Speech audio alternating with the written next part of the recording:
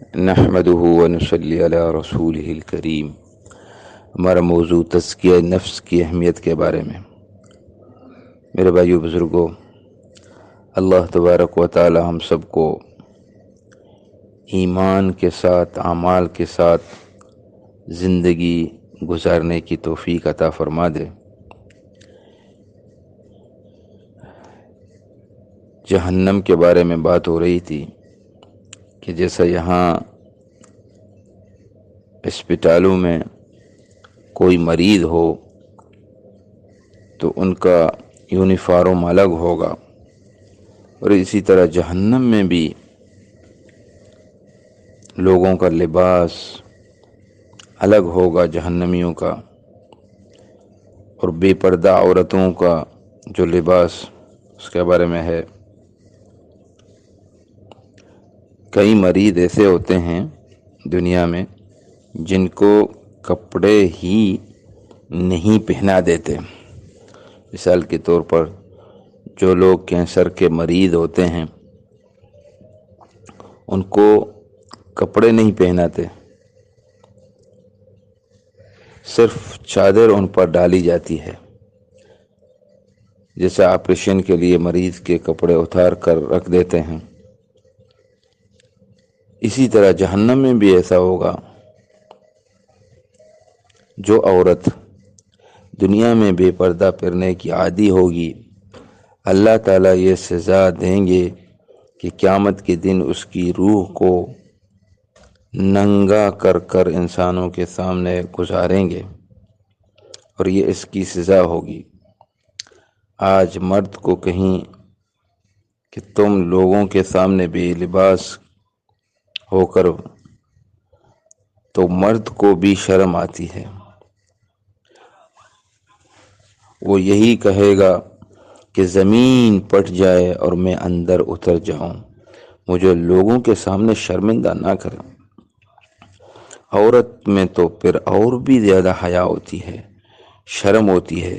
تو اگر عورت کو اس طرح سے کہا جائے کہ جب کہ اس کے سامنے سب رشتہ دار، سب واقف لوگ دیکھ رہے ہوں گے، اور ان کے سامنے سے بے لباس کر دیں، یہ اس کو سزا دی جائے گی۔ کیوں؟ یہ وہ عورت تھی جس نے اللہ کے حکم کی نافرمانی کی اور دنیا میں بے پردہ پھرتی رہی۔ آج اس کو سزا کے طور پر لوگوں کے سامنے بے عزت کیا جا رہا ہے۔ ذرا دل کے کانوں سے سنیں، حدیث پاک میں آیا ہے، جو عورت اس لیے بن سنور کے کہ اس کو کوئی غیر محرم دیکھ سکے، کہیں تعلق ہو، بات چیت کا سلسلہ ہو، گناہوں کا تعلق بنا ہوا ہو، اور اس کے لیے کپڑے پہن رہی ہے، اپنے کو بن سنوار رہی ہے کہ فلاں مجھے دیکھے گا، یا بازار میں شاپنگ کرنے جاتی ہیں تو بن ٹھن کر بے پردہ ہو کر جاتی ہیں، گھر میں میاں کے سامنے عام لباس اور بغیر میک اپ کے، لیکن جب شاپنگ کے لیے بازار جانا ہوگا تو خوب میک اپ کر کر اچھے کپڑے پہن کر جائیں گے، اور یہ چیز آج خواتین میں عام ہو چکی ہے۔ شادیوں میں جانے کے لیے ایک ایک گھنٹہ آئینہ کے سامنے،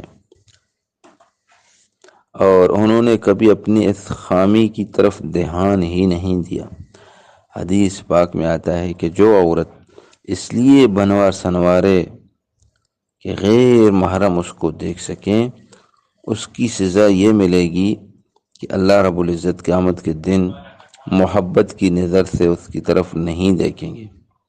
تو اس لیے بنتی سنوارتی تھی کہ غیر محرم تیری طرف دیکھے، ہم محبت کی نظر سے تیری طرف دیکھتے بھی نہیں ہیں، چل دفع ہو جا یہاں سے، پھر احساس ہوگا کہ میں دنیا میں کیا کرتی پھرتی تھی۔ اس لیے حدیث پاک میں آیا ہے، جو عورت بے پردہ ہو کر نکلتی ہے، جب تک گھر لوٹ کر واپس نہیں آ جاتی، اللہ کے فرشتے اس کے اوپر لعنت برستے رہتے ہیں۔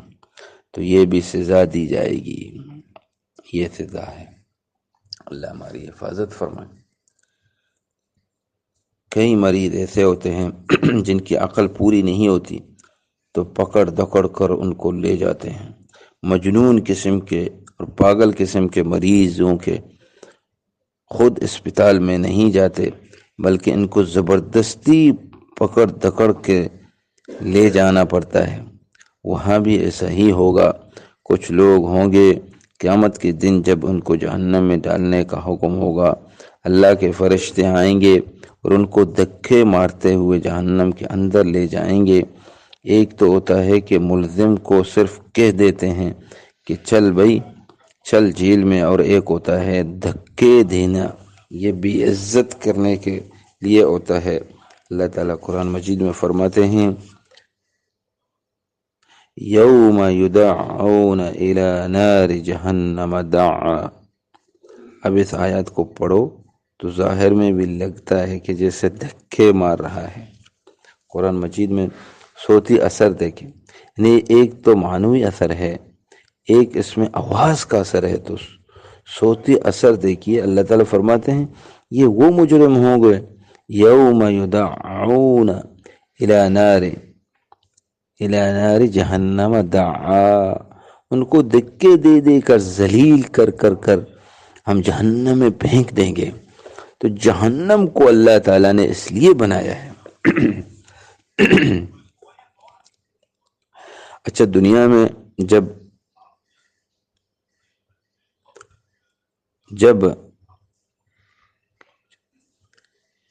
انسان کا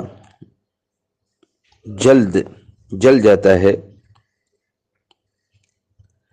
یا کہ ہڈی ٹوٹ جاتا ہے تو پلاسٹک لگاتے ہیں، تو کچھ عرصے کے بعد کھول دیتے ہیں اور پھر نیا پلاسٹک لگا دیتے ہیں، پلاسٹک بدلتے رہتے ہیں. جہنم میں بھی ایسا ہی ہوگا کہ جلد کو جلائیں گی اور جلے گی تو اس کو تکلیف ہوگی. جب وہ جل جائے گی تو اللہ تعالیٰ نئی جلد دے دیں گے.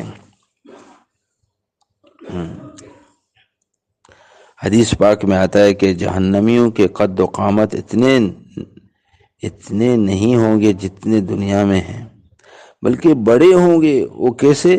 اتنے بڑے ہوں گے کہ ان کے دو کندھوں کے درمیان کئی فرلنگ کا فاصلہ ہوگا، اور ان کے اونٹ اور دانت بڑے بڑے پہاڑوں کی مانند ہوں گے. سر بہت بڑا ہوگا. یہ قد اور جسامت اس لیے بڑا کریں گے کہ جتنا زیادہ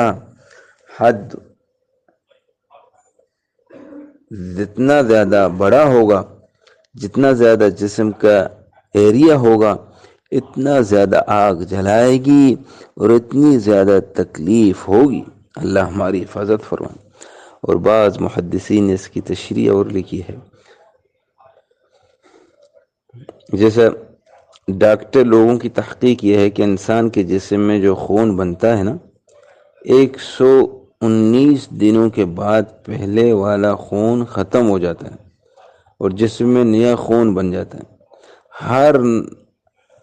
ہر ٹشو اور ہر ذرہ جو جسم کے اندر بن رہا ہے اس کی زندگی 120 دن ہوتی ہے.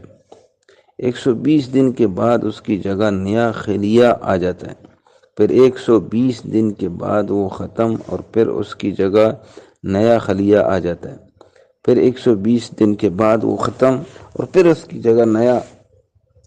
یہی طریقے سے یہ جسم کا ترتیب ہے. تو یہ جہنم میں بھی ایسا ہی ہوگا.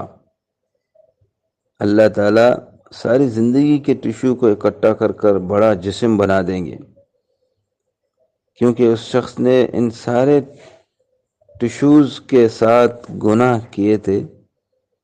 اپنے اپنے زمانے میں جسم کے سارے جو ٹشوز نے اللہ کے حکم کی نافرمانی کی ہوگی ان کو سزا ملے گی. اللہ تعالیٰ کے حکموں کی نافرمانی اللہ اکبر، تو اس لیے قد بڑھ کر بڑے کر دیے جائیں گے اور بندے کو وہاں سزا ملے گی۔ ہاں سمجھ میں آیا؟ یعنی کہ جسم کے جتنے جو خون ہیں، جو حصے ہیں، ان سب کو ملا کر یہ جسم کو بڑھایا جائے گا تاکہ جہنم کا آگ خوب اس کو جلائے۔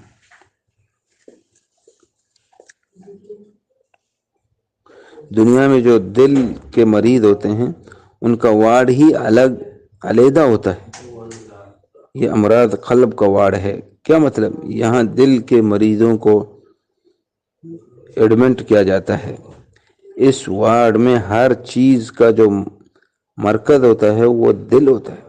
اللہ تعالیٰ کے ہاں بھی جہنم میں ایک ایسی ہی جگہ ہوگی، اس ڈپارٹمنٹ میں نام ویل ہوگا۔ اس کا نام کیا ہوگا؟ ویل۔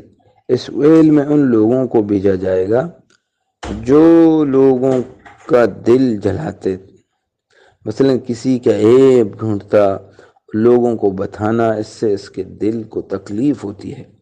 تو عیب چننے والے اور عیب لوگوں کو بتانے والے، عیب جو اور عیب گو، ان دونوں بندوں کو اللہ تعالیٰ وہاں ڈالیں گے۔ قرآن مجید میں ہے نا، وَيْلٌ لِكُلِّ هُمَزَةٍ لُمَزَةٍ، وَيْلٌ لِكُلِّ هُمَزَةٍ لُمَزَةٍ۔ ہاں ان کا حال یہ ہوگا۔ تو میرے بھائیو بزرگوں، یہ سارے ترتیب جو ہم دیکھ رہے ہیں، اس ویل کا کیا ہوگا؟ اس ویل میں نار اللہ الموقدہ، ایک آگ ہوگی جسے اللہ نے جلایا ہوگا۔ اس آگ میں کیا خاصیت ہوگی؟ وہ آگ کا گھولا جب اٹھے گا تو سیدھا بندے کے دل پر جا کر لگے گا، جیسے راکٹ میزائل ہوتا ہے کہ جو نشانہ بند سیدھا اس کے اوپر جا کر لگتا ہے۔ یہ اللہ تعالیٰ کی جلائی ہوئی آگ ہوگی، اس کے انگارے راکٹ کی مانند ہوں گے اور یہ بندے کے دل کو نشانہ بنیں گے۔ اے بندہ، تو جلی کٹی سناتا تھا، اب تیرا علاج یہ ہے کہ ہم بھی تیرا دل جلائیں گے۔ تم نے دنیا میں لوگوں کا دل جلایا تھا، ایسی ایسی باتیں کی تھی، اب ہم تمہارا دل کو جلائیں گے۔ التی تطلع علی الافئدہ، قرآن پاک کے الفاظ ہیں کہ وہ آگ اس بندے کے دل کو چڑھ کر چلا جائے گی۔ پھر انسان پریشان ہوگا، جی میرے دل کو عذاب مل رہا ہے۔ ہاں تو نے لوگوں کو ستایا تھا، دل دکھائے تھے، تو ان کے لیے علیحدہ ایک جگہ بنی ہوئی ہوگی۔ اللہ ہماری حفاظت فرمائے۔